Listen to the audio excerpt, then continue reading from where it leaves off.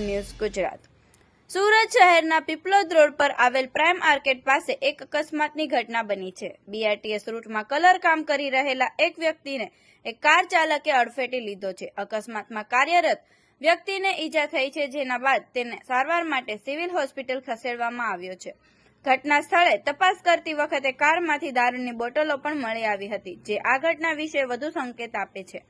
સ્થાનિકો અને એપ્રોમેટિક સ્થાનિકો દ્વારા ચિંતા વ્યક્ત કરવામાં આવી રહી છે અને કાર ચાલક પર દારૂ પી જવાના આરોપ લગાવવાનો સંકેત પણ કરવામાં આવી રહ્યો છે।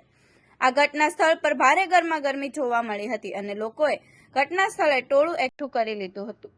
સ્થાનિક પોલીસ આ મુદ્દે વધુ તપાસ કરી રહી છે।